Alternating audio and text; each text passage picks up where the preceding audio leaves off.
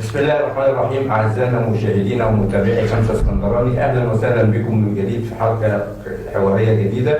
بعد الحلقة الماضية طبعا مع الأستاذ محمد السلحي كبير العائلات الاتحادوية، أردنا في هذه الحلقة إن احنا نخرج من حيز مجالس إدارات الأندية وننتقل للمستطيل الأخضر، وتحديدا على دكة البدلاء لاصطحاب أحد المديرين الفنيين السكندريين لاستوديو خمسة اسكندراني. فكان لنا لقاء مع أحد عناقيد الكرة السكندرية، هو كان لاعب ضمن كبرى الأندية المصرية، زمالك، أولمبي، قناة، اتحاد سكندري، كروم، وكان لاعب دولي مثل منتخبات مصر الناشئين والمنتخب الأولمبي والشباب مع مدربين عظام امثال الكابتن طه بيتر رحمه الله والكابتن احمد رفعت والكابتن سعيد عبد الحليم في المنتخب العسكري، ومع الكابتن محسن صالح ورود كرود. وعمل مدير فني محليا مع العديد من الانديه في القسم الثاني، الاولمبي ودمنهور والرجاء والنجوم المستقبل والمنصوره والسويس. وكان ليه تجارب ناجحه خارجيا مع العديد من الانديه السودانيه، ابرزها مدرب عام في نادي المريخ مساعد مع الكابتن محمد عمر، وفي اليمن مع منتخب اليمن مع مساعد الكابتن محسن صالح، وفي البحرين مع نادي البساتين. النهارده معانا يسعدنا ويشرفنا نجم غنت له جماهير سيدي البلد بهتاف شهير: لما تحب تجيب الجون اطلب ساري على التليفون. مرحبا بيك يا كابتن ساري، مرحبا بيك حبيبي يا استاذ صلاح، وميرسي على المقدمه الجميله ديت. اهلا وسهلا بيك كابتن احمد، منورنا ومشرفنا في خمسة اسكندراني. حبيبي يا ولد، ربنا يخليك يا رب. هو بس قبل ما انتوا تقولوا حاجه، يعني انا جاي على السمع من اللي انا سمعته واللي انتشر على الميديا من الحلقه بتاعت الاستاذ محمد صلحي، يعني حاجه اسكندريه كلها بتتكلم عليها بصراحه. الحمد لله، وده اللي خلاني بقيت متشوق ان انا اجي يعني. الحمد لله كابتن احمد، منورنا ومشرفنا. ربنا يخليك يا رب. كابتن احمد، في البدايه طبعا عارفين تاريخ طويل سواء لاعبا او مدربا، بالفعل اسم من عائله كرويه. طبعا ما ننساش كابتن يسري احمد رحمه الله عليه، كابتن عادل، نقوله الكابتن ايمن شوقي، نقول الكابتن اكرام يسري. عائله كرويه بالفعل يا كابتن ساري. العائله الكرويه دي انتجت من عناقيد، طبعا زي ما صلاح قال، من عناقيد الكره السكندريه كابتن احمد ساري. محطات تدريبيه طويله، خلينا نتكلم عن اشهر المحطات بالنسبه لك واثرها في نفسك، واكتر محطه تدريبيه بالفعل سابت فيك اثر، وتحديدا هنضيف ليهم الى المجموعه الجميله اللي احنا قلناها مع زميلي صلاح، هنقول محطه تجربه تدريب نادي الاتحاد السكندري. يعني الحمد لله رب العالمين، التجارب اللي الواحد قضاها على مدار عمره التدريبي من بعد ما اعتزلت في 2001، اعتقد الحمد لله ان هي معظمها بيبقى ناجح، ولكن في علامات كده بتبقى فارقه. اولها نادي حي العرب في السودان، وده ليه تجربه عزيزه على قلبي قوي، ان انا يعني من الحاجات اللي نقلتني نقله كبيره جدا ان انا وصلت ان انا بلعب في كونفدراليه وبنافس في بطوله افريقيا. فدي كانت خطوه بالنسبه لي، يعني في علاقه حب بيني وبين جماهير نادي حي العرب، عاملين زي جماهير الاتحاد كده. المحطه الثانيه كانت مع كابتن محسن صالح لما رحت منتخب اليمن، ودي كانت نقله برضو كبيره ان انا انتقل نقله ان انا امسك منتخب زي منتخب اليمن، ولعبنا تصفيات كاس عالم ولعبنا تصفيات اسيا وتصفيات كاس الخليج. اعتقد ان دي كانت نقله برضو من النقلات الكبيره في حياتي.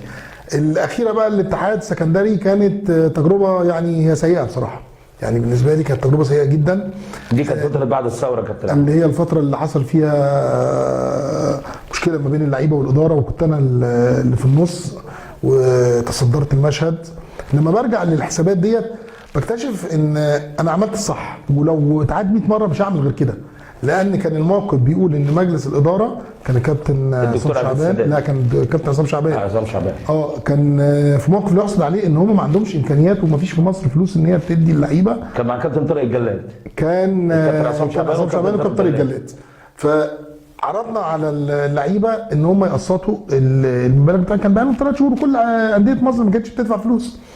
فقلنا هنقسط ال3 شهور دول على 6 اقساط، كل 15 يوم ياخدوا قسط، بحيث ان هم في خلال 3 شهور يكونوا خدوا كل فلوسهم المتاخره. وده كان كلام ما بين الكابتن عصام شعبان والمشير وقتها كان مفيش، كان حكم عسكري، كان وقتها المشير هو اللي يعتبر رئيس الجمهوريه، فوعد الكابتن عصام قال له هديك فلوس كذا كذا في المواعيد دي. فانا قلت للعيبه مفيش فلوس هتخش غير في المواعيد دي، فده احسن حل ليكم ان انتوا تاخدوا فلوسكم. فاللي انا عرفته بعد كده ان في حد تدخل وعمل اثاره على اللعيبه وقال لهم لا انا هاجي واديكم فلوسكم كلها كامله. فانا فوجئت ان اللعيبه صارت بشكل مش طبيعي، رغم ان احنا كنا متفقين قبليها بيوم ان احنا ايه هنحل المشكله ونديهم فلوسهم. ظبط الفرقه يعني منظمها. ايوه، والفرقه ده كانوا الاخير حضرتك. انا لما جيت امسك الفريق بعد كان اعتقد مكيده كان الفريق الاخير، مفيش حد تحتيه يعني، خلاص اخر حاجه على الاتحاد وتحتيه الخط. فانا بعمل اعجاز، عايز المفروض ان انا اكسب 5 ماتشات. انا اتذكر كانت اول مباراه في المقصه المقصه في المقصه. فاحنا رحنا لعبنا ماتش المقصه دوت بفريق 18 سنه الاشبال، وكان معانا 3 لعيبه اللي هم الافارقه بس. ف يعني الفتره ديت انا بقعد احسب كده ايه اللي هيخلاني اخش في المتاهه ديت. شفت ان انا مشيت مع الصح، ان هو ده اللي كان المفروض يتعمل بس. ودي تجربه يعني الواحد يعني اتمنى ان هي ما ترجعش، بس كانت تجربه قاسيه بالنسبه لك جدا جدا، خدت مني كتير. لان انا كان بعد الفتره دي كابتن احمد انت دخلت في الصراعات الفتره، انت دخلت وسط الموضوع. انا ماليش دعوه، انا مش طرف لا مع اللعيبه ولا مع الاداره. لقيت نفسك دخلت وسط بس انا لقيت نفسي ان انا لازم ايه انحاز للصح. فالصح كان ايه؟ ان اللعيبه لازم تلعب حتى لو ما فيش فلوس، لازم يلعبوا لان ده اتعودنا عليه. انا كنت بلعب في نادي الاتحاد، القسط بتاعي اللي كنت المفروض باخده في بدايه الاعداد كنت ممكن اخده بعد سنه ونص، ما اقدرش اتكلم. مره الله يرحمه الدكتور كمان شلبي طلعت له، فراح جاي قال لي تعالى، فوقفني في الشباك كده قال لي بص النادي، كان النادي كله ايه على الارض بيتبنى. قال لي انت شايف النادي عامل ازاي؟ ابني النادي ولا اديك فلوسك؟ قلت له ابني النادي. قال لي طب اتفضل. رحت ماشي. يعني ما كانش، بس كان كلمته عقل يا كابتن. طبعا ما انا ما خدتش حاجه، بس الراجل قال لي بيخيرني ما بين النادي بتاعك اللي انت بتربي فيه يبنيه ولا يديك فلوسك فتقدر تتكلم. فقلت له لا طبعا النادي يتبنى اول. قال لي خلاص اتفضل. قلت له شكرا. فمشيت. رحت جاي كان الكابتن بسطاوي الاداري، قلت له انت تطلعني فوق عشان طب فين الفلوس؟ انا ما خدتش حاجه.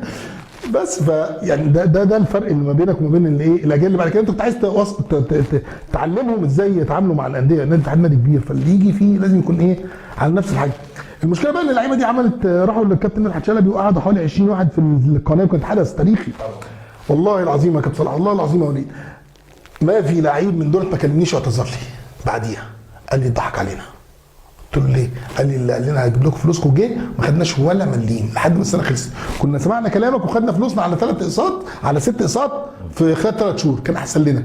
لكن احنا اتضحك عليه وكله اعتذر لي رسمي فهمي نظمي. وما عرفتوش الشخص ده يا لا طبعا عارفينه بس طب المشاهدين عايزين يعرفوه بعدين بقى ممكن في اخر حلقه اقول لك. كابتن ساري رغم قيامك بتدريب فريق الكره الاول في النادي الرومي على مدار 3 مرات، منهم مرتين مع المجلس السابق المهندس طارق السيد ومره اخيره مع المجلس الحالي، الا ان رحيلك في المره الاخيره مع المجلس الحالي كان غريب. تعليقك ليه؟ يعني هم مش المجلس اللي فات عمره كام سنه؟ اللي هو بتاع طارق السيد. طارق السيد تولى دورتين يعني. أيوة لا اخر دوره فيها كان كام سنه؟ اللي هو المجلس اللي هو كان فيه المجموعه اللي كانت موجوده الاخيره دي قبل ما يسقطوا في الانتخابات اللي فاتت. 4 سنين. ال4 سنين ما شافوش مدرب غير احمد ساري. يعني انا جيت في اول سنه بعد ما الفريق كان بينهار وكان مش فاكر كان مين اللي ماسك، فتوليت المسؤوليه وايه وطلعنا من الهبوط وقعدنا قبل الدوري ما يخلص ب4 ماتشات. فالطبيعي ان انا اجي الموسم اللي جاي اقول ايه؟ ابني فرقه من اول دي. قالوا لي لا معلش مش عارف ايه، راحوا جابوا ايه مدرب تاني. انا خلاص انا راجل خلصت الموسم بتاعي مشيت. السنه اللي بعديها جيت بعد 6 ماتشات كان اعتقد علاء نوح كان الفريق في المركز العاشر وعندهم حوالي 4 نقاط ولا 5 نقط والاخير او قبل الاخير. فانا مسكت الفريق ونهيت الدوري في المركز الثاني او الثالث اعتقد. خلاص فالطبيعي ان انا السنه الجايه اعمل ايه؟ امسك اول موسم. ما مسكتش. جابوا ايه؟ كابتن احمد الكاس في ايه؟ في بدايه الموسم قعد معاهم حوالي 10 ماتشات. كابتن احمد الكاس استاذن ومشي. اعتقد راح ابو قير بعديها وانا جيت مسكت الفريق بعد كابتن احمد الكاس اللي هي السنه اتلغى فيها الايه؟ الهبوط بسبب الايه؟ الكورونا. كملت السنه اللي بعديها في البدايه. خلاص فبدانا موسم ودي الاول مره ان انا اللي اعمل الاعداد بتاع الفريق. احنا وصلنا لحد الاسبوع ال25 المنافسه بيننا وما بين طنطا السنه اللي صعد فيها طنطا. المنافسه ما بيننا وما بين طنطا اخر 5 ماتشات انا قعدت مع طارق السيد واحمد ومصطفى ابو زهره وهاب الكاس وقلت لهم احنا فاضلنا 5 ماتشات لازم نعمل مكافاه تصاعديه. لو كسبنا الماتش اللي جاي ننسى اللي هيحلقها بطول 2000 ونص او 3000. قلت لهم لا نبدا من اول 5. الماتش اللي بعده لو كسبنا تبقى 6، لو كسبنا تبقى 7، لو كسبنا تبقى 8، لو كسبنا نبقى 9 لحد ما نوصل لاخر ماتش تبقى 10 مثلا. فقالوا لي لا ده كتير قوي. قلت له لا ما انت مش هتدفعهم، انت بتقول لو كسبت يعني معنى 3 بونت بقيت الاول. اللي بعديهم قربوك، اللي بعديهم ممكن اخر ماتشين دولت تبقى انت صعدت قبل ما توصل، بدل ما تصرف السنه الجايه 5 و6 مليون. ده انت بتتكلم ايه؟ لو طلعنا مليون بس وصرفناه مكافآت في اخر 5 ماتشات ممكن كنا بتصعد. احنا كنا ما بيننا وما بين طنطا نقطه لصالح طنطا، وهم جايين يلعبونا في ملعبنا وجم اتعادلوا معانا. فلو كنا كسبنا طنطا في ملعبنا وبعديها كان عندنا البلديه في ملعبنا، لو كسبنا الاثنين دولت كنا زماننا صعدنا. حاجه ثانيه، ماتش البلديه دوت اخر 4 ماتشات المفروض فريق بينافس، راح المجلس واخد قرار ان هو يدخل النادي الاولمبي الملعب تبع البطوله الافريقيه، فرحنا لعبنا ماتشات في استاد الجامعه مختلف تماما عن الملعب الاولمبي اللي احنا كنا ماشيين فيه ما بين الاول والثاني والثالث. ففرقت معانا اخر 3 4 ماتشات ان احنا بننافس، كنا عايزين نطلع من ملعبنا. اعتقد ان دي مع عدم ان هم ما يسمعوش كلامي في موضوع المكافآت اثرت على الايه اخر 4 5 ماتشات. ففي مواقف وفي لحظات لازم المجلس يجي يقول لك ايه تعظيم سلام للراجل المسؤول اللي عن ايه عن الكوره في الوقت ده. ما ينفعش تدي رايك ده انت في الاول في البدايه بالفعل. لكن في مواقف انت في وقت ازمه خلاص في قائد واحد هو ده اللي كلام انا اقوله هو اللي هيتنفذ، لان بعد كده الحساب هيبقى عسير. انت كنت ممكن تصعد من السنه اللي قبليها اللي هي صعدت فيها طنطا، السنه اللي بعديها اللي صعد فيها الحرس، كنا احنا يعني كاد اكون فرق 3 بونت عن الحرس اللي حضرتك بتقول عليها بقى ان انا ايه المجلس اللي هو الجديد ده. المجلس ده جه انا اول ما جه لقيتهم قعدوا معايا كابتن الفرقه وكلام من ده، احنا كنا ماشيين ايه اول، فضلنا اول من اول ما المجلس ده جه لحد ما انا مشيت. ايه المشكله عندهم؟ انا مش عارف، انا لحد دلوقتي نفسي اعرف ايه المشكله عند المجلس ده. احنا في الاسبوع ال 24 فريق النادي الاولمبي اتغلب ماتشين بس، مصر السلوم واعتقد كان كفر الشيخ حاجه زي كده ماتشين في 24 ماتش، واحنا ماشيين اول وفرق 3 بونت عن الحرس. يعني كل حاجه انت ايه احسن من فريق جايب اهداف، اقل فريق دخل فيه اهداف، اكتر فريق محقق فوز. قال لك بعد ماتش الرجاء حتى كابتن وليد سجل معايا قبليها وقال لي خلي بالك انت عشان واخدين قرار ان انت هتمشي بعد الماتش. قلت له ايه؟ قلت له لا مفيش كلام من ده انا متاكد. قال لي لا اسمع كلام بس، فلو عايز تتكلم تقول حاجه. قلت له اقول ايه؟ احنا عندنا ماتش دلوقتي بيسجل معايا في الماتش، وبعد الماتش سجل معايا قال لي خلي بالك قرار اتاخد وكده. قلت له لا مش هينفع. انا المهم قالوا لي تعالى اطلع، طلعت قعدت فوق. ما كنتش متوقع يعني خالص. انا قالوا لي الكلام دوت قبليها. فيصل حليوه كان معايا مدير الكوره ومن الناس برضو اللي انا عايز اشكرها بصراحه، من الناس اللي بذلت مجهود خرافي. فبيقول لي المجلس عايزين يقعدوا معانا. قلت له بص انا عارف ان هم ايه عايزين يمشونا بس مش هينفع يمشونا طول ما احنا ايه اول، فاحنا طول ما احنا اول احنا موجودين. فتاكد 48 نقطه ايه 48 نقطه فرق 3 بونت عن الحرس. فحضرتك انا طلعت قعدت فوق لقيت المجلس كله قاعد او ما اعرفش معظمهم، ولقيتهم بقى يبتدوا يتكلموا كلام بقى ايه عجيب مش موجود في الكوره. اول حاجه نصر الشاذلي ماسك الميكروفون عمال يتكلم الفرقه واحنا والوضع وحالتنا. قلت له استنى قلت له على فكره احنا الاول، انت بتتكلم على ان احنا هننزل، احنا الاول فرق 3 بونت عن الثاني، ولعبنا 24 ماتش اتغلبنا ماتشين بس في ال 24 ماتش. اخر 7 ماتشات انا وريتهم لحضرتك قبل ما نسجل، اخر 7 ماتشات كسبانين 4 ومتعادلين 2 بره ملعبنا واتغلبنا ماتش واحد بس. هل ده بتاعت فرقه منهاره او زي ما كانوا بيقولوا بيضحكوا على الناس يقول لك اصل واقفين على الاول؟ قلت لهم انا ما اعرفش حاجه فوق الاول عشان اطلعها، انا واقف على اخر حاجه عندي، فلما الحارس يطلع يبقى الاول وانا الثاني مشيني. ده كلام ايه نصر الشاذلي. شويه ولقيت مين واحد تاني مسك الميكروفون مش فاكر مين، احمد ابو زهره باين ولا ايه، فقال لي معلش يا كابتن اصل احنا الماتشات اللي جايه صعبه واحنا شايفين قلت له ايه اللي صعبه؟ قلت له الماتشات اللي جايه احنا هنلاعب فرق في اوروبا، احنا اصلا 25 مباراه اللي فاتوا ولا 24 مباراه هم الفرق اللي احنا لعبناها. ده احنا النتائج بتاعتنا مع الفرقه دي الدور الاولاني في صالحنا، كل النتائج في صالحنا سواء مع المجد او مع الحرس او مع ال3 ماتشات دمنهور او كفر الشيخ او اي الفرقه اللي كانت الاخيره مش فاكر كان مين، كل نتائجنا معاه ايجابيه من الدور الاولاني، فده الدور الثاني هنرد عليهم في ملعبنا معظم الماتشات. فازاي انت يعني انا مش فاهم بتتكلم في ايه. واحد تاني مسك الميكروفون قال لك اصل اللعيبه وحالتهم، وقلت له حضرتك ايه احنا قلت له من نص ساعه احنا كسبانين ماتش 4-0، احنا كسبانين ماتش من نص ساعه. اللعيبه بتاعتك اللي انت بتقول عليها ديت احنا مخلينهم جايبينهم من مش عايز اقول لك بربع الثمن اللي الحرس والبلديه وطنطا صارفين فلوس. احنا اقل فرقه صارفه في السنه دي. السنه اللي بعديها النادي الاولمبي صرف ضعف المبلغ اللي احنا كنا صارفينه، احنا كنا صارفين 6 مليون في السنه دي وماشيين اول. السنه اللي بعديها الاولمبي صرف 12 مليون عشان ينزل درجه ثالثه. الناس دي لازم تحاسب على الارقام دي. اللي مزعلني بقى في الموضوع ده ايه؟ ان انا طلعت بره من بعد الموقف دوت، والفريق نزل من اللي كنا نصعد دوري ممتاز بقوا درجه ثالثه، ما خدوش رابع يا راجل. تصدق ما خدوش رابع؟ الاولمبي اللي كان ماشي اول خد الخامس. بس اعتقد يا كابتن احمد ابو زهره كان من الداعمين ليك، انت قلت لي. بعد كده هو كان من الناس اللي قال لك احنا عايزين نرجع الحق لاصحابه وعايزين نرجع احمد ساري. ده اللي انا عرفته بصراحه من الكواليس، يعني ان هم قالوا ان كان في فتره صعبه قوي فعايزين نجيب احمد ساري، بس انا حد عرض عليا الموضوع ورفضته تماما طبعا. نفسك قفلت يعني؟ لا مستحيل اتعامل مع الناس دي تاني. طب كابتن يبدا المؤمن من بحر المرتين، انت في الاولمبي 3 وكل مره بس انا اقول لحضرتك حاجه، الموقف اللي حصل في الاولمبي الاول 3 مرات مع طارق السيد كان ايه؟ انا باجي اكمل بعد مشكله وبوصل لنهايه الموسم محدش بيمشيني، السنه بتخلص هم رؤيتهم ان هم يجيبوا مدير فني في بدايه الموسم وبتطلع رؤيتهم غلط وبعدين يرجع يجوني تاني، فدي مش مشكلتي، دي مشكلتهم هم، لكن ما حدش مشاني. انا بقعد لحد نهايه الموسم بتاعي وبعدين بقول لهم ايه؟ بقدم التقرير بتاعي يا جماعه انا عملت كذا كذا، السنه الجايه محتاجين 1 2 3، هل انتوا عندكم ساعه تعملوا الكلام دوت؟ اوكي خلاص ننفذ. هم ما كانش عندهم فبيغيروا، مره جابوا على نوح، مره جابوا احمد الكاس، مره جابوا مش عارف كيتا، مره جابوا فاهمني. فدي رؤيه مجلس اداره انا ماليش دعوه، لكن الثاني مشاني وانا شغال وفاضل 5 ماتشات ولا 6 ماتشات على الصعود للدوري الممتاز وماشي اول.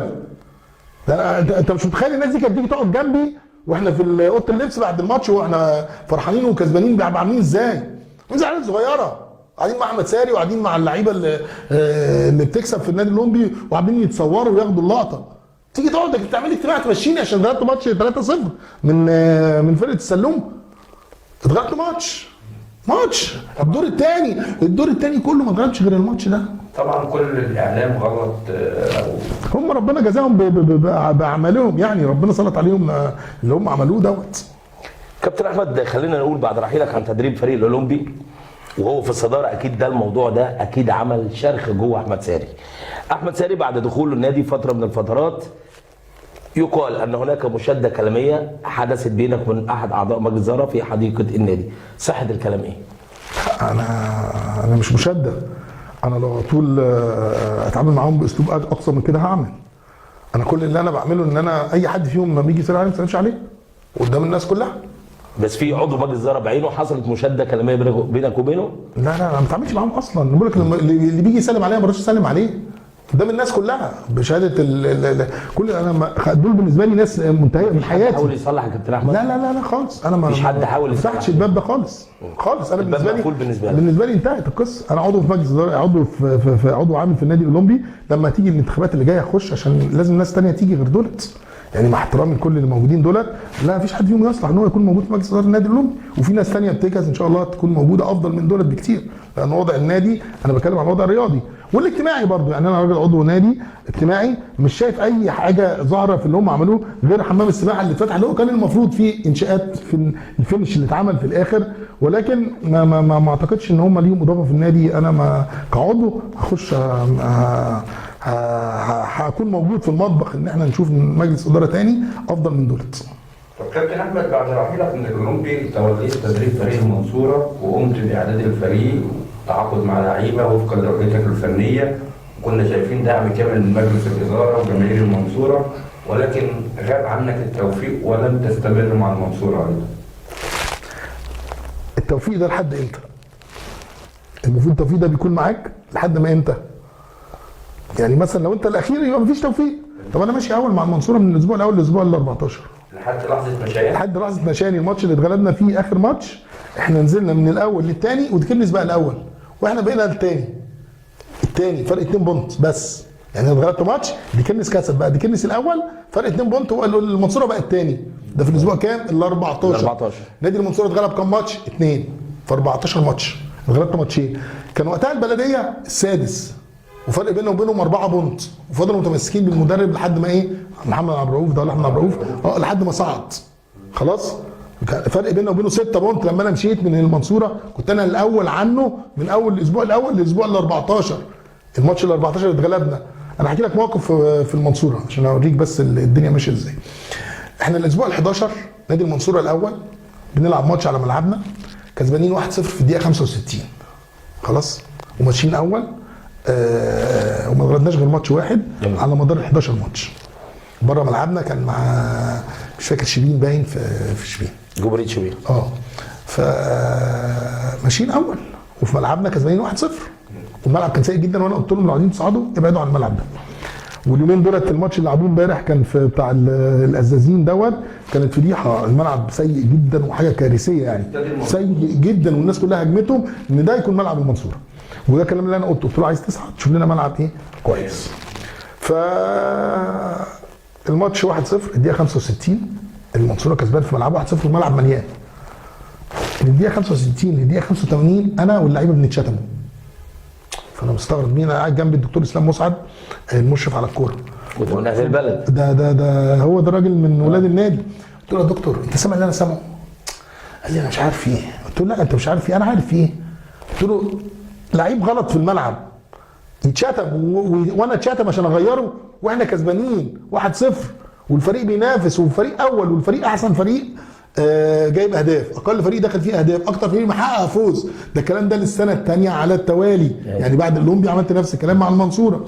في شركه من الشركات الراعيه اللي هي مش الشركات اللي هي بتعمل تحليل اداء وكلام من ده، قالوا لي يا كابتن عملنا احصائيه على مدار ال4 سنين اللي فاتوا انت نمره واحد في كل المدربين بتاعت انديه الدرجه الاولى دي.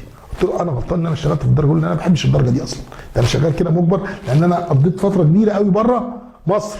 المدربين اللي موجودين في الدوري الممتاز دلوقتي كانوا بيكلموني يتحايلوا عليا عشان يجي يشتغلوا معايا مساعدين، سواء في البحرين او في السعوديه او في السودان او في اليمن. انت متخيل الناس دي يعني اللي هم بقوا مدير فني دلوقتي في الدوري الممتاز، كنت انا بالنسبه لهم انا حاجه كبيره قوي وشغال في دوري ممتاز في حته بعيده عنهم. رجعت لقيت الناس دي بقت مدير فني ده وانا بشتغل في الدرجه الاولى، فدي بالنسبه لي مش مرضيه. ولكن النادي الاولمبي من الانديه اللي الواحد بيحبها، فعشان كده نزلت واشتغلت.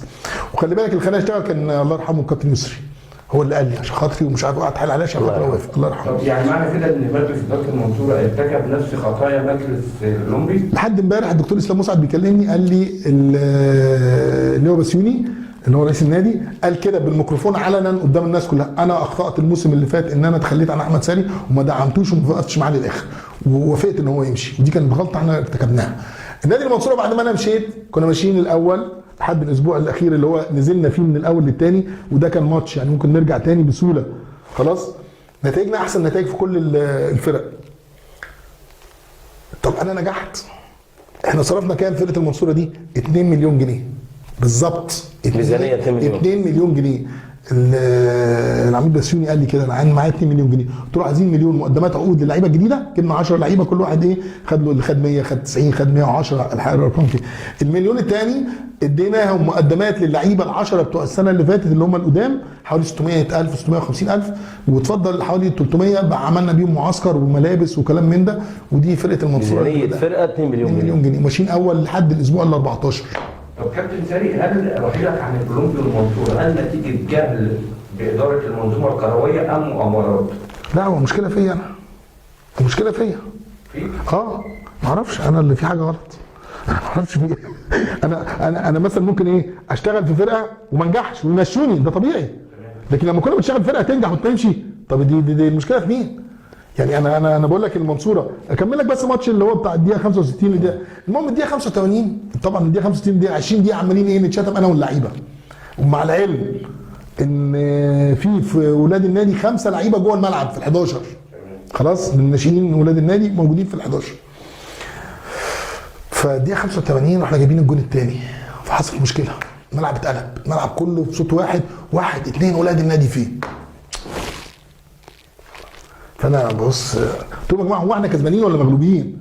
هو احنا الاول ولا احنا نزلنا ولا اخير؟ انا مش فاهم في ايه؟ يا عم انت جاي تهاجم احمد ساري وتهاجم الفرقه، استنى لما الفرقه تتغلب وهاجمها يبقى حقك وحق مشروع طبيعي ان فرقتك تتغلب، فرقتك بدل ما هي الاول بقت العاشر اشتم يا عم. حاسس ان في حاجه غلط؟ حاجه مش طبيعيه. ما انا بقول لك انا الاول خلاص احسن هجوم احسن دفاع اكبر فريق محقق فوز اكتر فريق جايب نقط من بره ملعبه. طب اعمل ايه تاني؟ هداف الدوري من عندي تاني هداف الدوري من عندي فاهمني؟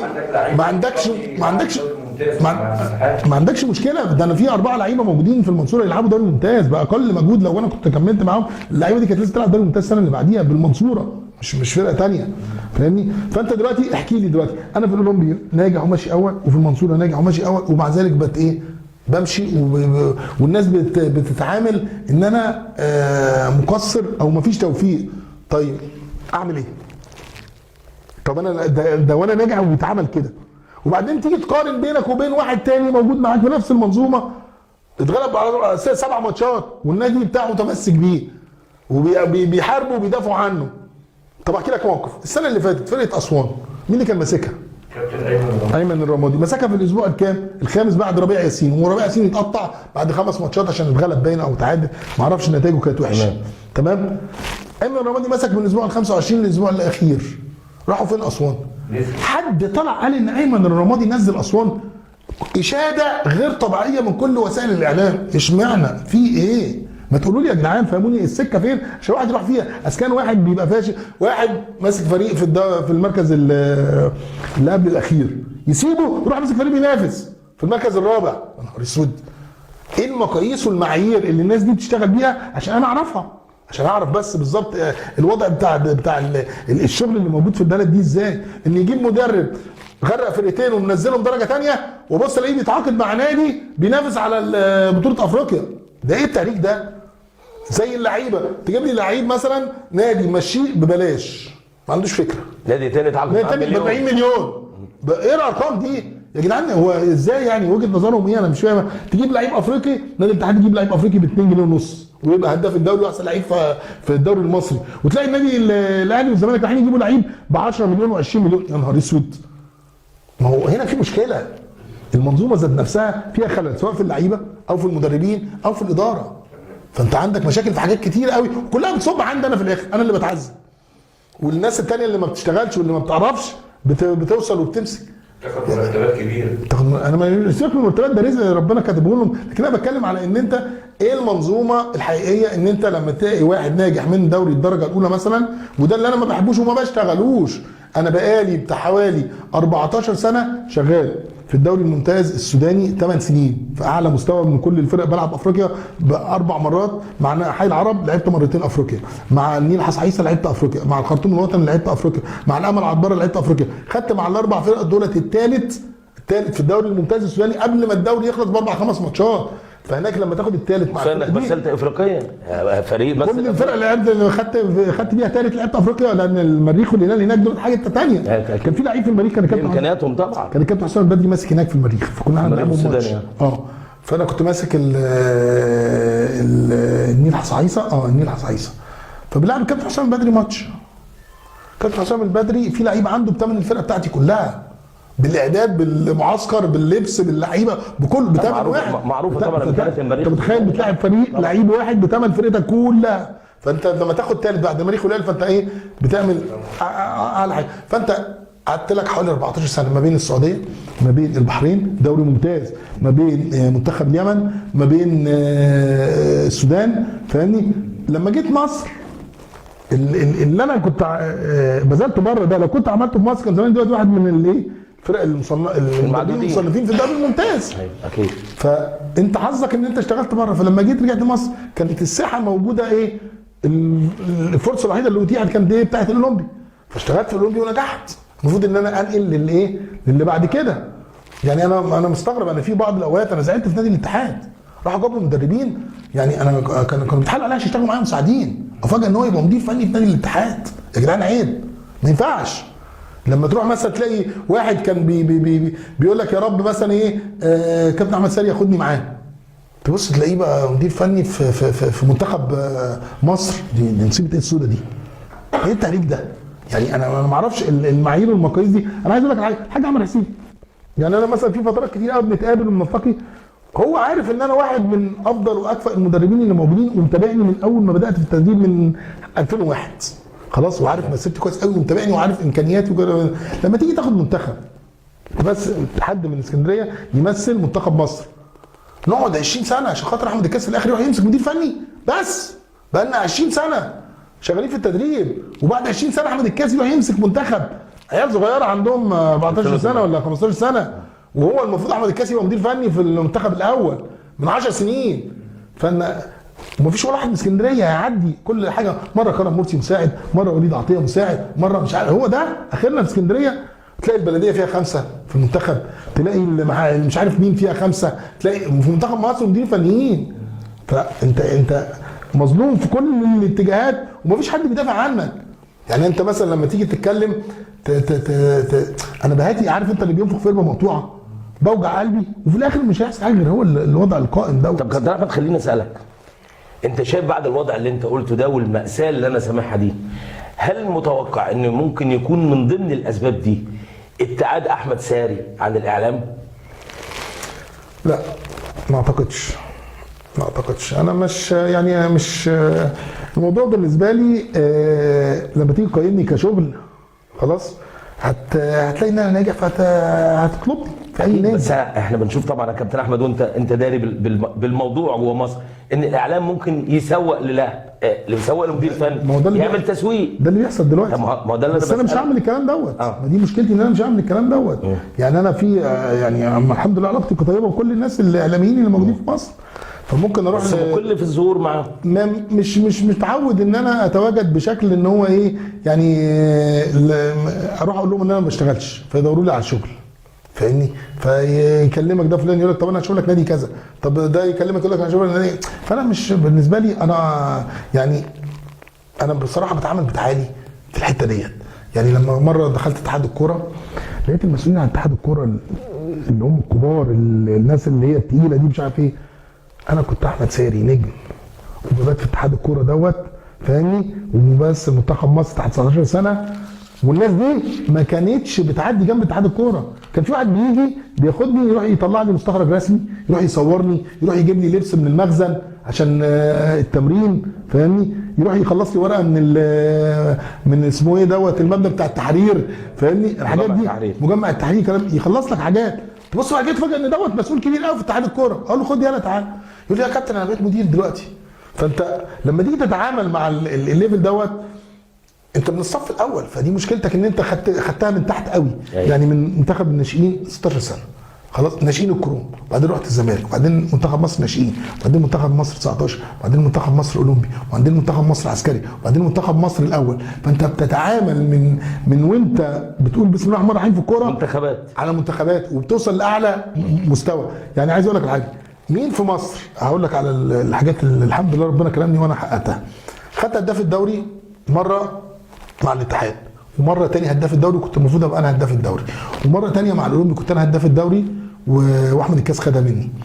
كنا بنلعب الاتحاد وكسبنا الاتحاد 3-0، انا اللي جبت 3 اجوان خلاص. فكتب واحد لمحمد ابراهيم وواحد لاحمد الكاس، الكاس راح للحكم قال له انا مش انا اللي جبت الجون، احمد سالم اللي جاب الجون، انا كملتها بعد ما عدت الخط. الحكم قال له خلاص انا كتبتها. كان وقتها انا عندي كام عندي هدف 11 والكاس عنده كام 12. لو كتبت لي الاهداف دي كنت انا هبقى كام 13 والكاس كام 12 واخد انا هداف الدوري. اتكتب لي كاس جون زياده بقى 13 وانا بقيت ايه 12 والكاس خد هداف الدوري، هداف الاولمبي. في الاتحاد خدت هداف الدوري مره، ومره ثانيه مع عبد الحميد بسيوني كان الفرق بيني وبينه هدف لحد اخر ماتش. هو جاب بتوع الزمالك عملوا له لعبه عشان يجيب جول فخد فيها هداف الدوري. كنت المفروض ان انا هداف الدوري، انا كنت جايب الدور الاولاني 11 هدف، الدور الاولاني بس 11 هدف، الدور الثاني اتصبت. فعبل ما رجعت من الاصابه خدت وقت لحد ما ايه ربنا كرمني ولحقتي وجبت جولين. كان هو ايه جاب مش عارف 13 او 14 اكتر مني بهدف فخد هداف الدوري. بنتكلم عن هداف الدوري. طيب لما رحت الزمالك خدت 2 دوري عام مع الزمالك مشاركه فعليه، خدت 2 افريقيا بطوله افريقيا ابطال الدوري، خدت سوبر افريقي، خدت الافرو اسيوي، خدت كاس مصر. يمام 6 بطولات خلاص في كام في 4 سنين في نادي الزمالك. خدت مع نادي الاتحاد هداف الدوري وخدت مركز رابع، ودي ما حصلتش في نادي الاتحاد غير ثالث ورابع بس في تاريخ نادي الاتحاد الانجازات اللي حصلت. تاني هداف تاريخي بعد كابتن ديبا في نادي الاتحاد. كابتن ديبا لعب في نادي الاتحاد 20 سنه، انا لعبت في نادي الاتحاد 6 سنين. يعني لو لعبت نص اللي لعبه كابتن ديبا كان زماني ايه عديت الارقام دي بكتير، لكن انا كل اللي انا لعبته 6 سنين. كابتن عيد احمد لعب كام سنه؟ هو اللي بعديه في الترتيب لعب كام سنه؟ لعب حوالي 12 15 سنه، فاهمني؟ يعني ضعف اللي انا لعبته، ومع ذلك انا تفوقت عليه في الاهداف. ولو كنت قدامي فتره شويه كنت ممكن اكمل فالانجازات اللي انت عملتها لما تقارن انت في اللعب، سيبك من القصه التدريبيه ديت، لما تيجي في اللعب ويبقى في انا كان مره عجبني كابتن محمد صالح لما جه بيختار المنتخب، فاول حاجه سالهم قال لهم مين اللي كان بيلعب منتخب ناشئين؟ قالوا له احمد سير. قال لهم هاتوه. ده كان بيقارن بيني وبين حد، لا ان التاني ما لعبش منتخب ناشئين، اول ما كان بص العقليه بتعمل ايه؟ يقول لك ده لما يلعب منتخب ناشئين وهو صغير معنى كده ان هو عنده الايه الاساس ايه؟ موجود ده كان بيلعب منتخب ناشئين فهاتوه. فكان المعيار الاختيار انا بتكلم في كده. انت لما تلاقي واحد عندك السي في بتاعه ده وهو لعيب بالطريقه ديت لما جه يعني انا اقول لك على حاجه كاب طلعت رفض ان انا اشتغل معاه مساعد. رفض كتير كذا مره اتعرض ان انا اكون موجود معاه ورفض. خلاص يعني الكيمياء بتاعتي انا هو هتبقى صعبه. انا ايه شويه شخصيتي قويه شويه ان انا مش هعرف ابقى موجود معاه كمالة عدد لا. فانا بقى في مشكله بيني وبينه فما رضاش. كان محمد عمر قال لي لا انا عايز حد قوي معايا عشان يقويني. ده فكر بص الفكر. محمد عمر قال لي لا انا عايز حد قوي معايا عايز حد يساعدني عايز حد لما يتقال الجهاز يتقال الجهاز تقيل الناس تخاف منه الناس تعمل له حساب اللعيبه لما تيجي تقول لها معلومه تقتنع بيك فيكون في حد شخصيه. دي عملت لي مشكله مع مين؟ مع كابرال. كابرال راح قال لمحمد مسلح ايه؟ طبعا استاذ محمد مسلح قال له ايه؟ قدم له عريضه فيها حوالي 12 بند. لقيت الاستاذ محمد بيكلمني قال لي تعالى عايزك. قلت له في ايه؟ قال لي تعالى لي بس. رحت رايح له المكتب فقال لي خد راح مديني العريضه ايه؟ اللي كابرال ايه كاتبها فيا. كنت مساعد مع كابرال وقتها. فقلت له وريني كده فقعدت قريت. قلت له طب صح كل الكلام ده صح؟ قال لي ايه؟ قلت له فعلا كل الكلام ده صح. قال لي ازاي؟ قلت له هو كاتب ايه هنا؟ اللعيبه بتخاف احمد الساري ما بتخافش مني. قلت له انا ما فيش حاجه اسمها لعيب بيهرج ولا بيفكر يتجاوز في حق نادي الاتحاد وانا موجود. مدير فني عنده شخصيه ومدرب عام عنده شخصيه. هو بقى صاحب اللعيبه وكلام من ده ما عنديش مشكله انا ما بقولوش انت وحش بس انا شخصيتي كده. اللعيبه لازم تبقى انا طول ما انا موجود اللعيبه ما حدش يتجاوز او يفكر حتى. خلاص دي نقطه. النقطه الثانيه قال لي انت بتسيطر على اللعيبه جوه التمرين. قلت له طبعا ما بقاش مدرب لو ما سيطرتش على اللعيب. قال لي بس يبقى هو موجود. قلت له اول ما هو بيخش الملعب انا ببقى خلاص بتنتقل انا بره الملعب بره الموضوع على طول. لو اللعيبه ضربوا بعض ماليش دعوه طول ما هو موجود في الملعب. لكن طول ما انا اللي موجود في الملعب انا صاحب القرار. انا دخلت الملعب انا اللي مسؤول عن التمرين. انا كنت اقعد معاه قبليها. قال لي بس انت بتيجي بتعمل تمرين من قلت له لا مفيش كلام من ده. قلت له بص يا اكيد البرنامج بيتحط. قلت له بجيب البرنامج واقول له مستر كابرال احنا بكره عندنا 1 2 3 حضرتك عايز ايه؟ يقول لي عايز مثلا 2 و3. اقول له خلاص انا هجهز 2 و3 اعملهم. فبروح بدري. انا بروح الساعه كام؟ الساعه 9 الصبح التمرين الساعه كام؟ الساعه 4. انا بروح من 9 الصبح اعدي على سعيد البطل اخده ونطلع على ابو قير نروح نفتحوا الحلقه ونجيبوا سمك ونفطر سمك الصبح الساعه 10 11 ونخلص ونطلع على ايه؟ على التمرين الساعه كام؟ الساعه 2 مثلا 1 ونقعد لحد الساعه كام؟ لحد الساعه 7 بالليل. فانا بروفيشنال قاعد ما عنديش حاجه واروح اجهز الادوات واعمل. حظه وحش كابرال ان الملعب بتاع ابو قير ده فيه ايه؟ ملعبين. ملعب الاساسي وملعب الفرعي. فانا لما كنت اجي اعمل الشغل بتاعي بعمله فين؟ في الملعب الفرعي. واقول له عليه قبل التمرين يا كوتش عملت كذا كذا كذا هناك لو انت عايزه هنروح نشتغل لو مش عايزه الملعب ايه؟ فاضي. لان انا لو جيت رسمت الملعب وهو موجود يبقى معنى كده ان اجباري الملعب لازم ايه؟ لكن فانا كنت ايه؟ بعمل الملعب فين؟ بعيد. ايوه عايزه حابب يكمل حاجه مش عايز الملعب عندك هو يا باشا اشتغل ماليش دعوه. فاهمني؟ محمد صلاح بص لي كده قال لي حاجه ثانيه انت كل شويه تشاور الراجل على الساعه. قلت له تمام. قلت له حضرتك التمرين الساعه كام؟ قال لي الساعه 4. قلت له الدنيا بتطلع الساعه كام؟ قال لي 5 ونص. قلت له لما نيجي نبدا التمرين الساعه 5 يبقى الوحده التدريبيه هتبقى كام؟ قال لي هتبقى نص ساعه. قلت له في حلم التدريب وعلم التدريب اللي انا اعرفه ان انا اليوم الوحده التدريبيه الاساسيه لازم تعدي الساعه ونص يعني 90 دقيقه. ما ينفعش وحده تدريبيه اساسيه تقل عن 90 دقيقه واما يبقى ده تهريج. معنى كده ان احنا لو طولنا اخرنا هنبقى 30 دقيقه وناخد ربع ساعه في الضلمه يبقى كام؟ 45. يعني معنى كده ان التمرين بايظ من قبل ما يبدا. يبقى لازم اقول له الوقت ولا لا؟ محمد صلاح بص لي كده. قلت له اقول لك على حاجه. قال لي قلت له انا بتخانق معاه في التشكيل بس ساعه ما بيختار انا ماليش دعوه. لان انا عرفت ان هو التشكيل بيتحط عند سمكمك ولا عند اسمه ايه ده بتاع الحلقه. اللعيبه بتروح تاخد الواد المترجم دوت ويقعدوا يعملوا الفركيشه دي مش عارف ويلعبوا مش فلان ويلعبوا علان ويلعبوا علان. قلت له عرفت الكلام دوت. بقيت اقول له لا الصح يتعمل اللي انا شايفه في التمرين انا هقول لك عايز تعمل بيه اعمل بيه مش عايز تعمل ما تعملش. حاجه ثانيه قال لي اللعيبه اللي هو ما بيمرنهاش انت بتاخدها تمرنها. طب ده طبيعي. طب وده ايه الغلط في كده؟ ده طبيعي. قال لي ده هو مش عايزهم هو عايز يستبعدهم. قلت له هو انا بدخلهم التمرين ده انا بستبعدهم. مثلا كان وقتها هاني العجيزي عامل مشكله كان وقتها مش عارف مين حوالي 4 5 لعيبه.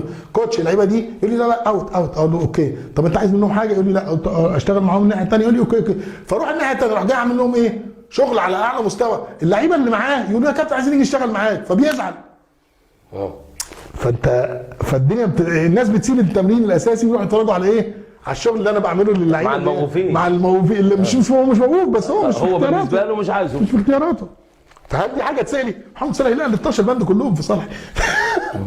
فقلت له ده الفرق بين واحد بيشتغل. قلت له اقول لك على حاجه يا استاذ محمد، كابرال عايز يمشي. قال لي ايه؟ قلت له والله عايز يمشي. قال لي ازاي ده راجل متعاقد وعامل. قلت له والله هيمشي، اصبر عليا وهتشوف.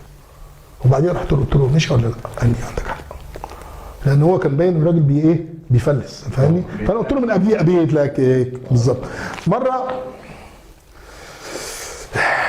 انا اقول اسماء بصح عشان انا تعبت. طلع مره كان كابتن محمد صلاح مدير الفني وانا كنت مساعد معاه، خلاص. فالدكتور كمال شلبي بعت لي، رحت له يا دكتور.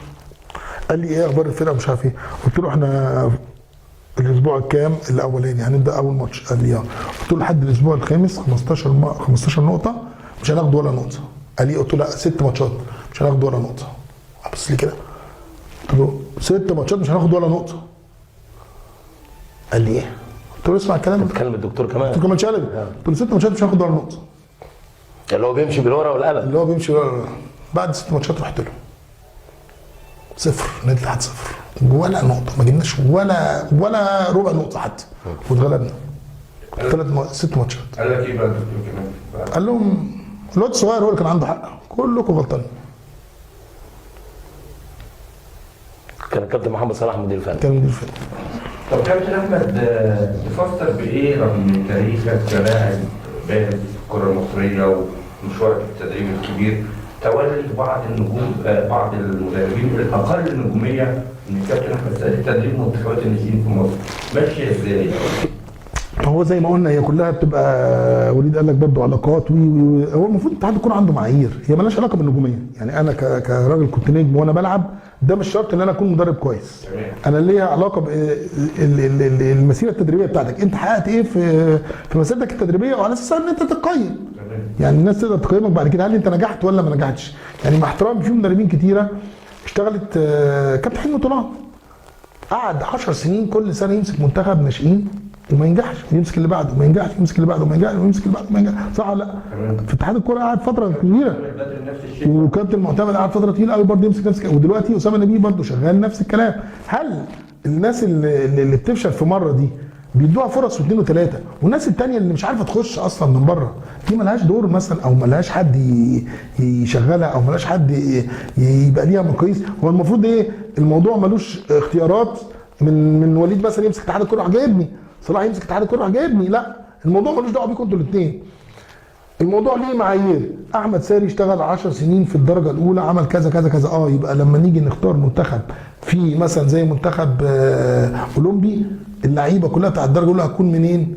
من الدرجه الاولى نقدر نجيب منها لعيبه كويسه فندخله مع مدرب مثلا يكون هو مدير فني او مدرب عام مع مدير فني مع يبقى الاختيارات موجوده ايه على حسب. يعني مثلا لما اجي اعمل منتخب مواليد 18 سنه ويكون المدرب بتاع فرقه 18 سنه بتاع نادي الاتحاد هو اللي واخد البطوله على مستوى مصر كلها، ماشي 18 سنه، ازاي ما تاخدوش تدخلوا الجهاز الفني؟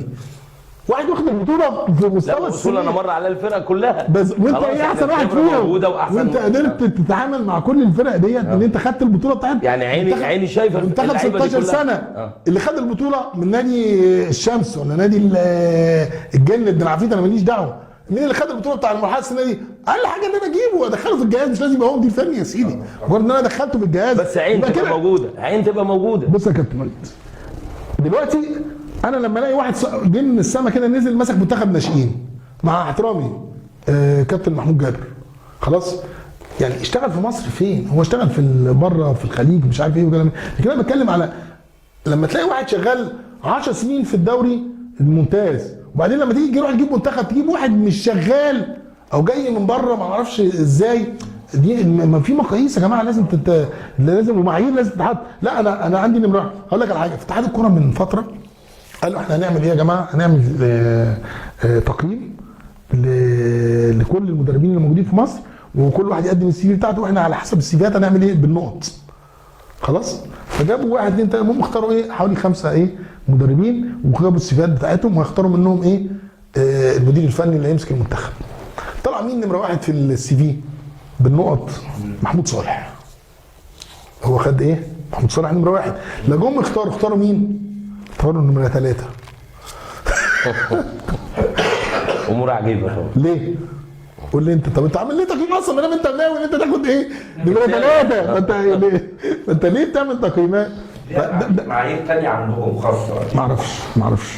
كابتن احمد، خلينا نتكلم ونقول بعد تولي الكابتن احمد الكاس بعد سنوات من المناداه من سواء الاعلام السكندري او الاصدقاء او الاحباب او الاقارب، كل البيبان اتطرقت بعد سنوات الكابتن احمد الكاس مديرا فنيا ل 2008 ومعه الكابتن محمد ابراهيم.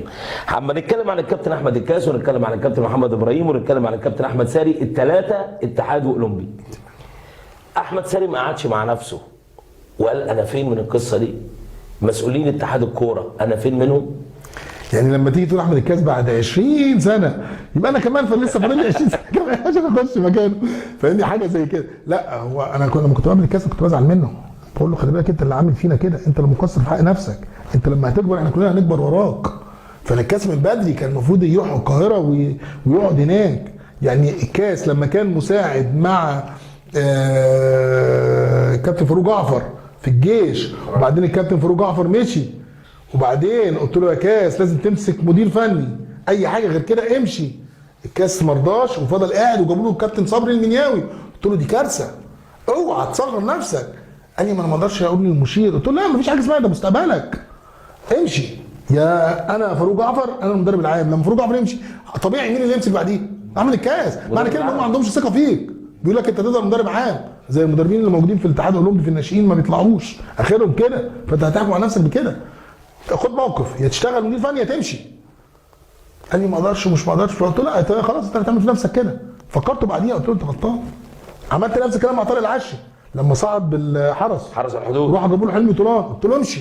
قال لي مش هينفع اقول للمشير، قلت له تمشي، مش حاجه اسمها تقول للمشير يا انت صعدت بالفرق يا تكمل مدير فني يا تمشي تغير المنظومه. اسمع الكلام. قعد 4 سنين. 4 سنين اللي شغالين مساعدين لحلمي طولان العمال اللي هم اللي بيحطوا الكنزات. طارق العشي قاعد بره بيتفرج على هو واحمد الشاذلي كانوا بيقعدوا على الثلاجه. طب كابتن ساري، رايك في تولي جهاز العميد مهام تدريب المنتخب الاول، وهل كنت ترى ان كان اسم الكابتن احمد الكاس متردد ان هو يبقى مدرب عام مع جهاز العميد حسام حسن؟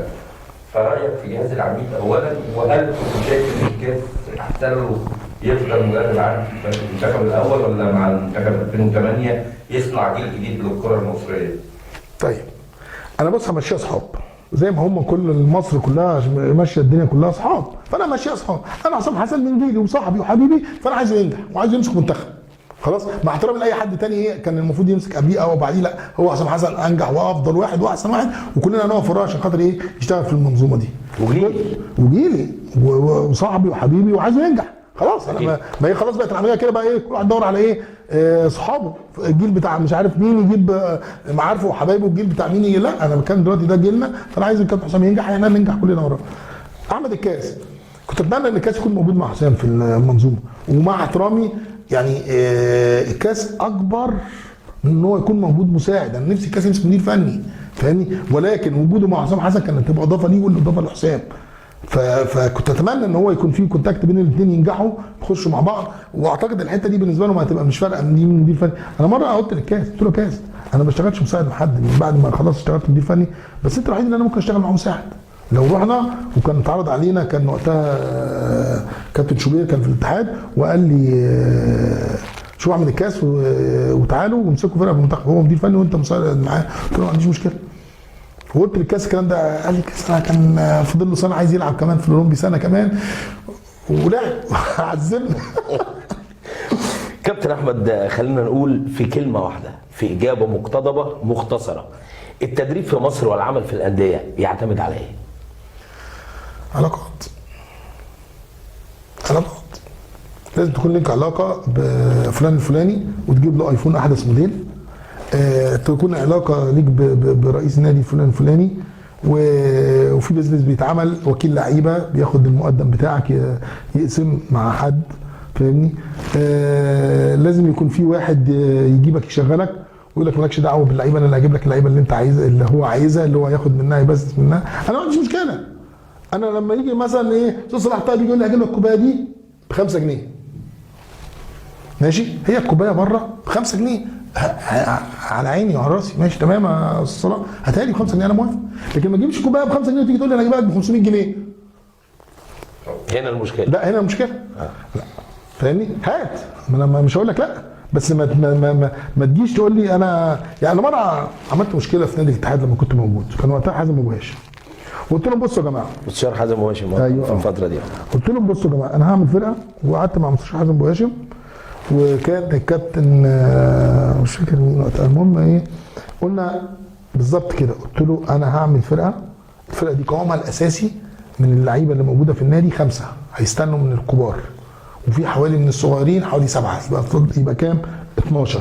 هنجيبوا حوالي 5 من العيال بتوع الدرجه الاولى اللي انا كنت بتفرج عليهم في ايه؟ في فرق اللي هي تحت.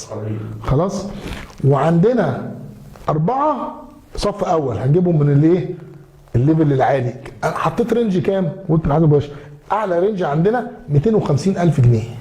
كان وقتها الهاني سليمان وسيد فريد ومش عارف ومين الشايب ولا، قلت له 250,000 جنيه وممكن نطلع 100 من ايه؟ من تحت الترابيزه. يبقى كده 350. ده على حاجه.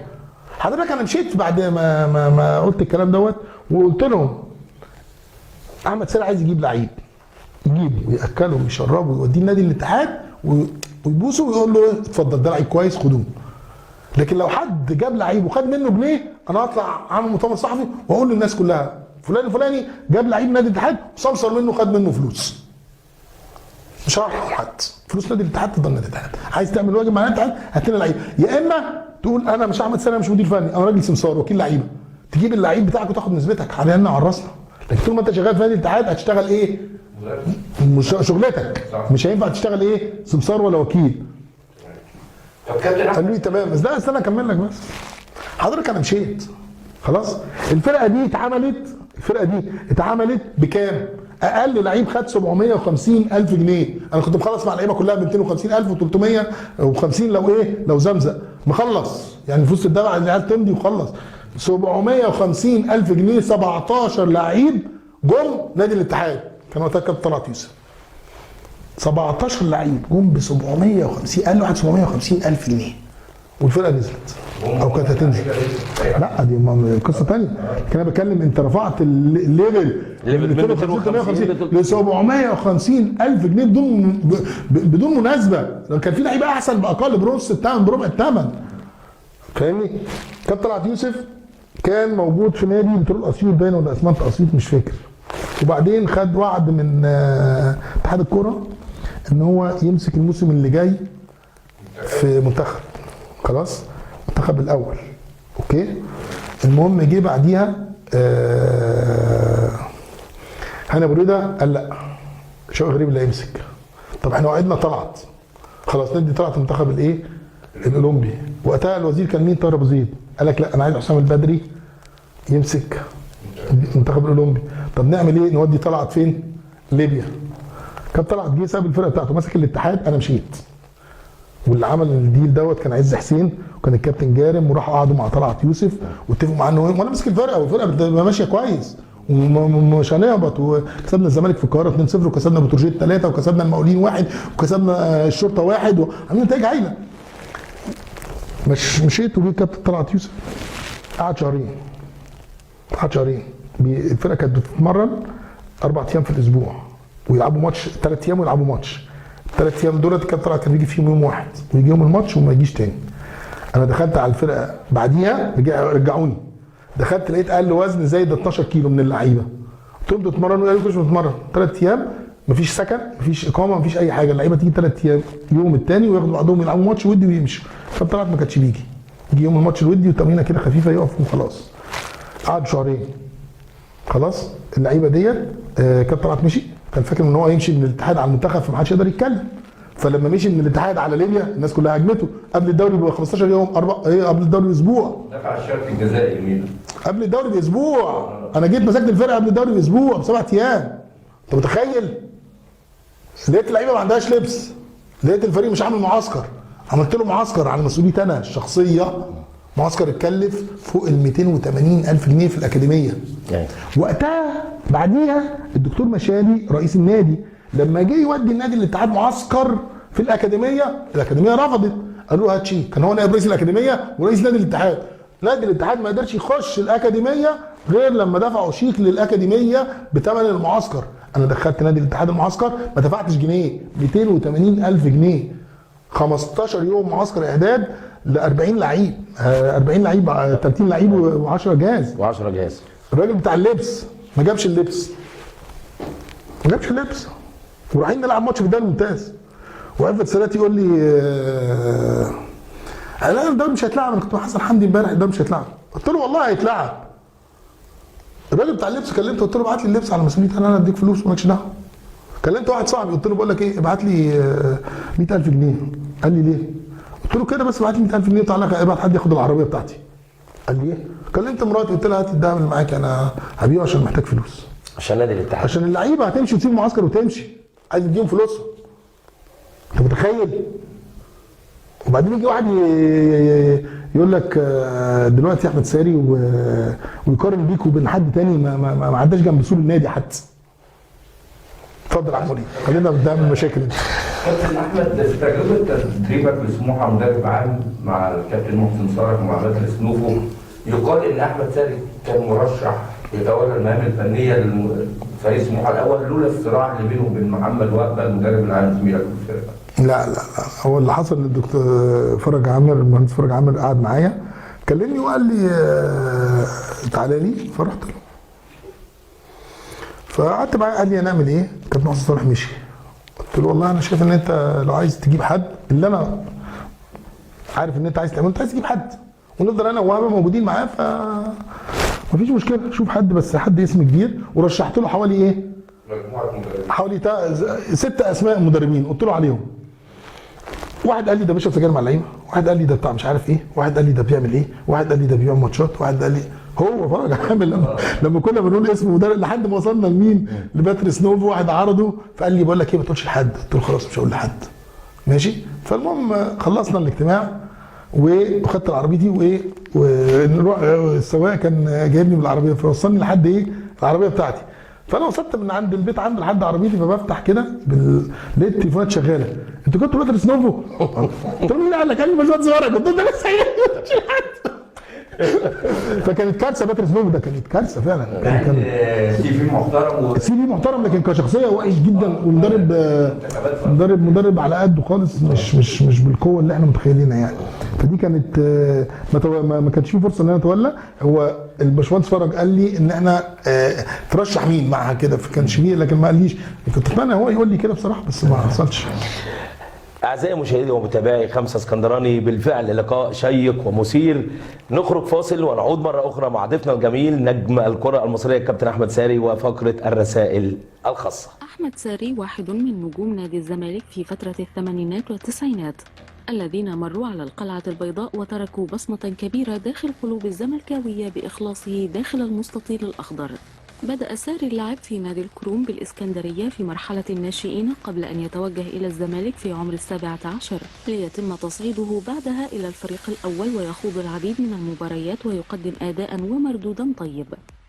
نجح ساري في كتابة تاريخ كبير مع القلعة البيضاء على مدار 4 مواسم، حيث نجح في تحقيق 7 بطولات مع الزمالك، 2 للدوري وبطولة كأس مصر وبطولة دوري أبطال إفريقيا ولقب كأس السوبر الإفريقي وبطولة الأفرو آسيوي. هي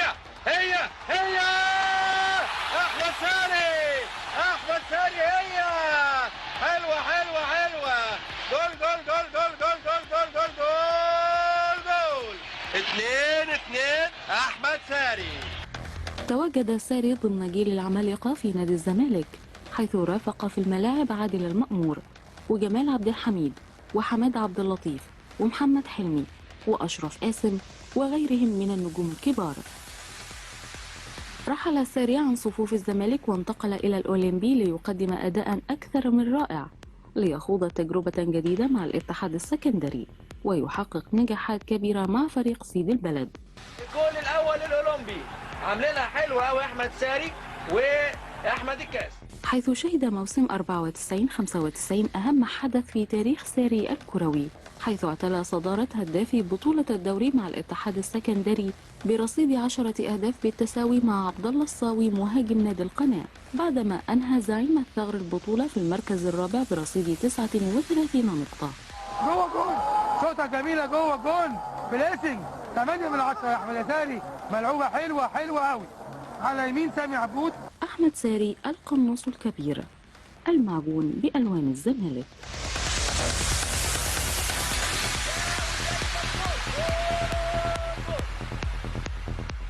وش رجله عاليه على خط 18 ومعديه، واحمد ساري هو جول، واحمد ساري جوه الجول. بقول احمد ساري اللحظه اللي سابه وائل بتتعب له وبيعدي، وفعلا بمهاره لعيب موهوب. وبقول لكم هداف من الهدافين في اسكندريه اهي، بتتعب بالدماغ من كاريكا وتوصل له هي اللحظه، وبوش رجله حاططها في الزاويه الضيقه احمد.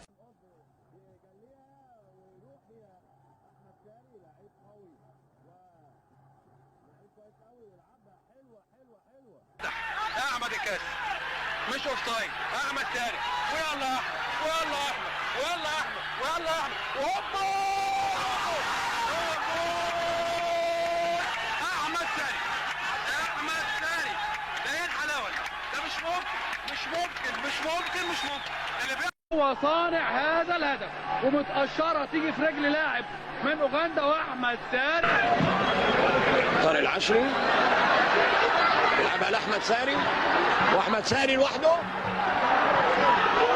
جوه جول، احمد ساري لوحده وجوه جول، الجول الاول لنادي الاتحاد. احمد ساري في دقيقه 41 بيجيب الهدف الاول للاتحاد وهدف المباراه الوحيد حتى الان.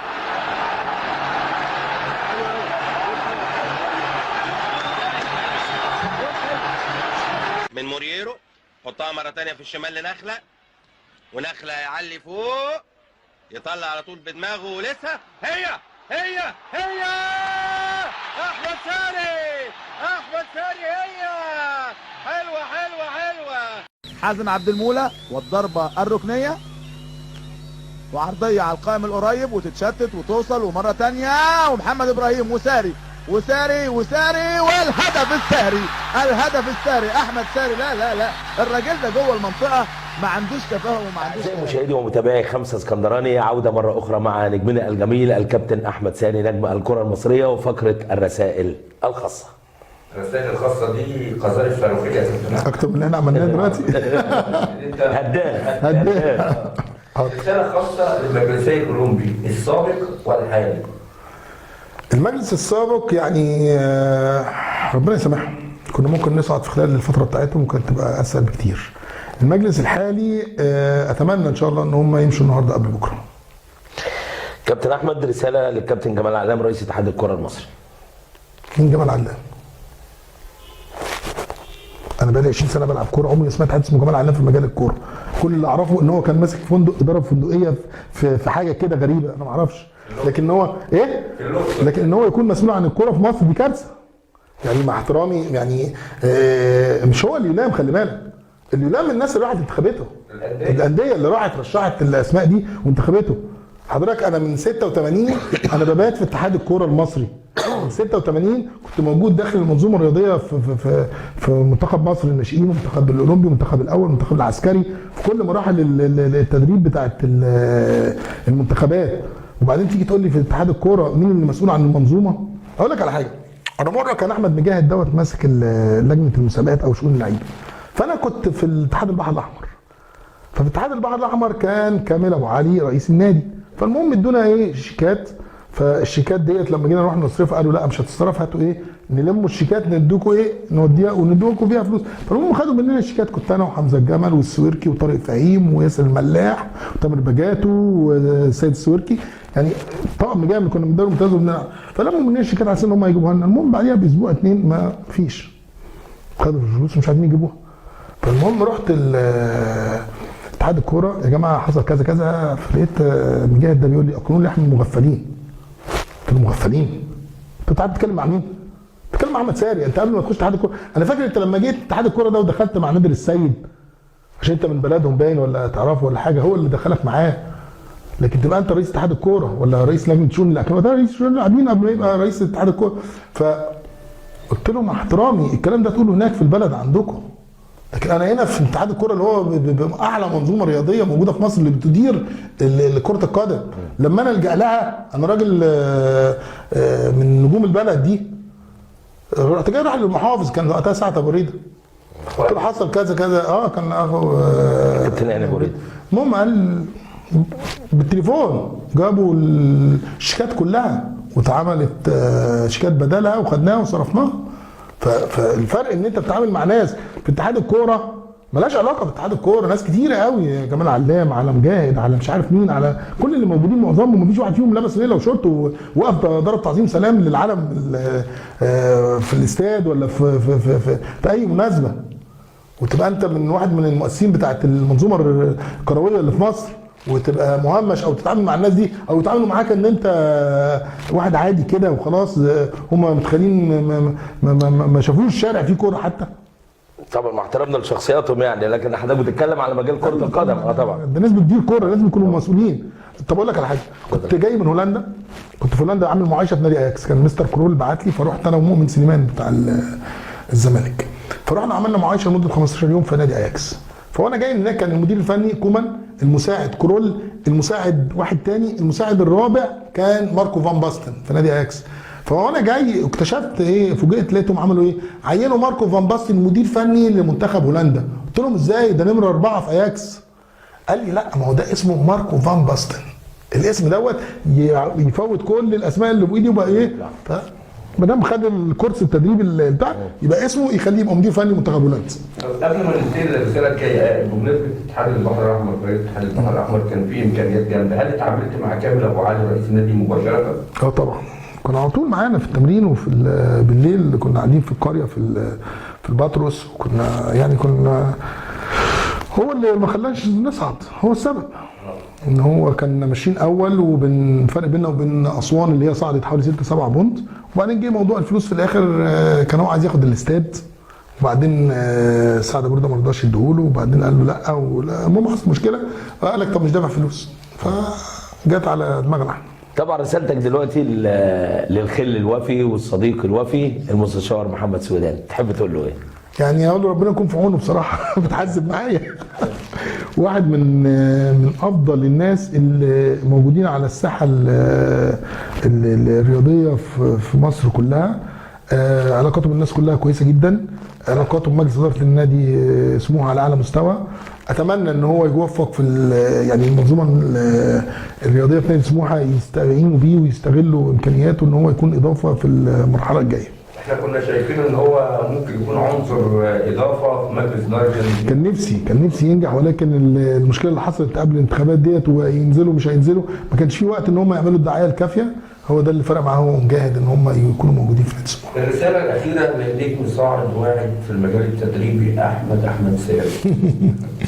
يعني هو احمد ما شاء الله عليه ماشي كويس قوي، هو وفهمي كمان الاثنين ما شاء الله عليهم، ودول خلي بالك وليد المتبنين، يعني هو ما شاء الله توأم جميل بصراحه، ربنا يكرمه يا رب. يعني الخطوات اللي هم بياخدوها سريعه جدا، واللي بيساعدهم فيها دعمك ودعم وليد ليهم بصراحه في الحته الاعلاميه ديت.